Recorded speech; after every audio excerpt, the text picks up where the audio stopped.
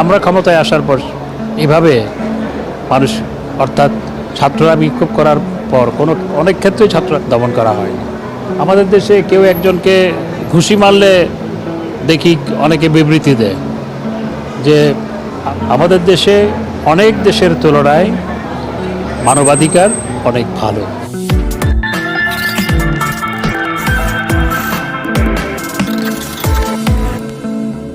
মানবাধিকার আমাদের দেশে অনেক ক্ষেত্রে অনেক দেশের চেয়ে অনেক ভালো।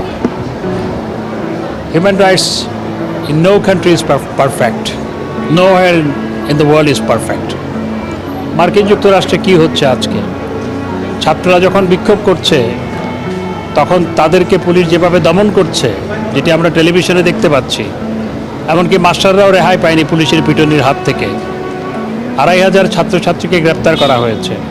ইউরোপের বিভিন্ন দেশে কি দেখতে পাচ্ছি, ইউরোপের বিভিন্ন দেশে যে ছাত্ররা যখন ফিলিস্তিনিদের পক্ষে ইসরায়েলি বর্বরতার বিরুদ্ধে, ইসরায়েলের চরম মানবাধিকার লঙ্ঘন, বিশ্ব সংস্থা জাতিসংঘকে বৃদ্ধাঙ্গুলি প্রদর্শন এবং মানবাধিকারকে ভুলণ্ঠিত করা, মানবতাকে ভুলণ্ঠিত করার প্রতিবাদে যখন ইউরোপের বিভিন্ন দেশে বিক্ষোভ হচ্ছে, সেই বিক্ষোভকেও পুলিশ যেভাবে দমন করছে, আজকেই পত্রিকার, বাংলাদেশের বিভিন্ন পত্রপত্রিকার পাতায় সেই ছবি ছাপানো হয়েছে।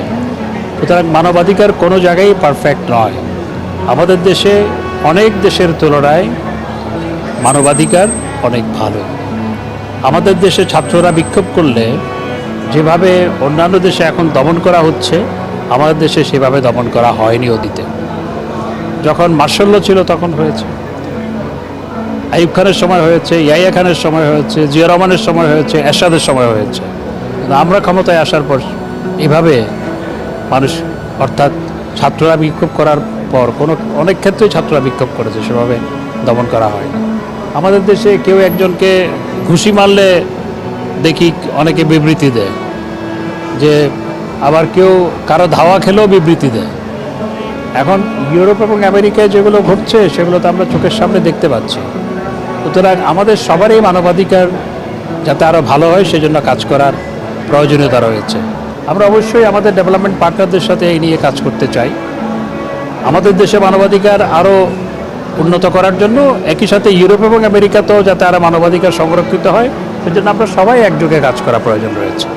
উপজেলা নির্বাচনে ৩৫%-এর বেশি ৩৬.১% ভোট কাস্ট হয়েছে।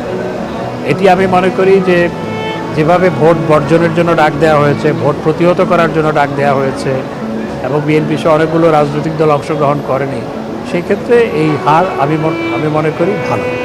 আমি বলবো না যে এটা খুব ভালো, এটি ভালো। এবং মানুষ স্বতঃস্ফূর্তভাবে ভোট দিয়েছে। সবচেয়ে বড় কথা হচ্ছে কোনো সহিংসতা হয়নি। আমরা আমাদের এই অঞ্চলে যখন স্থানীয় সরকার নির্বাচন হয়, যখন ভারতের বিভিন্ন রাজ্যে স্থানীয় সরকার নির্বাচন হয়, যখন অন্যান্য দেশে, উপমহাদেশের অন্যান্য দেশে যখন স্থানীয় সরকার নির্বাচন হয়, আমরা সবসময় দেখেছি সেখানে অনেক সহিংসতা হয়, অনেক লোক ক্ষয় হয়। আমাদের দেশেও হয়েছে অতীতে।